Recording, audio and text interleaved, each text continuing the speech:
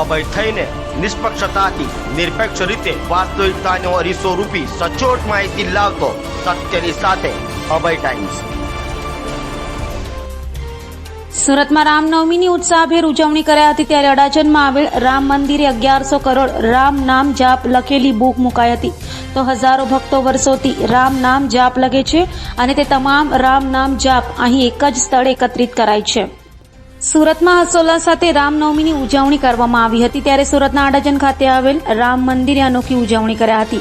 1100 કરોડ રામ નામ જાપ લખેલી બુક આ મંદિરમાં મૂકવામાં આવી છે, જ્યાં હજારો ભક્તો વર્ષોથી રામ નામ જાપ લખે છે અને એ તમામ રામ નામ જાપ અહીંયા એક જ સ્થળે એકત્રિત કરવામાં આવે છે। સાથે સાથે વિશ્વ શાંતિ માટે અહીંયા રામ સ્તંભ પણ બનાવવામાં આવ્યો છે, જ્યાં દરરોજ અને વિશેષ રામ નામ સેંકડો ભક્તો દર્શન માટે અહીં ઉમટી પડે છે।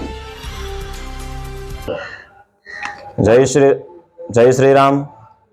મારું નામ વિવેક પ્રકાશ ચંદ્ર શુક્લ છે અને અહીંયા જે રામજી મંદિર છે ત્યાં અમે મહારાજ તરીકેની ફરજ બજાવીએ છીએ। આજે રામનવમીના અવસર પર અમારા મંદિરે હનુમાન ચાલીસાના પાઠ રાખવામાં આવે છે। દર વર્ષે સવારે 6 વાગ્યાથી લઈને બપોરે 11 વાગ્યા સુધી હનુમાન ચાલીસાના 100 પાઠ હોય।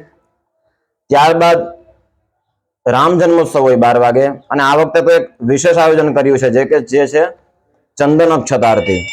એ આરતી થાય ત્યારબાદ અહીંયા લગભગ 700 થી 1000 માણસનું મહાપ્રસાદીનું આયોજન હોય છે। વર્ષોથી આમ ચાલે છે અને આ મંદિરની સ્થાપના થઈ છે 2008માં। જે રામજી મંદિર છે તેની વાત કરું છું, એની સ્થાપના 2008માં થઈ છે અને અહીંયા આ જ મેદાન પર રામ નામ મંદિર પણ છે। અહીંયા તમે જોઈ શકો છો કે 1100 કરોડ રામ નામ ફક્ત મૂકવામાં આવ્યા છે। ફક્ત એની પુસ્તિકા બધાને અહીંયાથી વેચવામાં આવી, અલગ અલગ જગ્યાએ પુસ્તિકાઓનું વિતરણ થયું, લોકોએ રામ નામ લખ્યું છે અને એ પછી અહીંયા સ્થાપિત કરવામાં આવ્યું છે। અહીંયા તમે વિશ્વ શાંતિ સ્તંભ જોઈ શકો છો, જે પંચધાતુનો બનેલો છે અને વિશ્વમાં શાંતિ બની રહે એના માટે અહીંયા વિશ્વ શાંતિ કલ્યાણ સ્તંભ પણ આપણે ઉભો કર્યો છે અને અહીંયા કોઈ મૂર્તિ નથી આ મંદિરમાં। અને આપણું જે મુખ્ય જૂનું મંદિર છે ત્યાં રામ નામની આપણે રામ ભગવાનની મૂર્તિની પ્રતિષ્ઠા કરી છે। આ લોકો ક્યાં ક્યાંથી દર્શન કરવા આવે? શું વિશેષતા છે ખાસ કરીને લોકોને આ મંદિર પાસે મંદિરમાં આવવું પડે છે? અને આ જે રામનામ મંદિર છે ત્યાં લોકો દૂર દૂરથી આવે છે, તેનું કારણ એ છે કે લોકો ઘણા પુસ્તિકાઓ લખે પછી ક્યાં તેમનું વિસર્જન કરવું તેમને ખબર નહીં હોય। એના માટે હેતુથી અહીંયા આપણે બનાવ્યું છે। અહીંયા 108 પ્રદક્ષિણાનું મહત્વ છે। આમ તો તમે કોઈ પણ એક પણ પ્રદક્ષિણા કરો ભગવાનની તો ભગવાન સ્વીકાર કરે છે, પણ જેટલી વધારે પ્રદક્ષિણા થાય તેટલું સારું કહેવાય। એટલે અહીંયા પ્રદક્ષિણા માર્ગ પણ બનાવ્યો છે।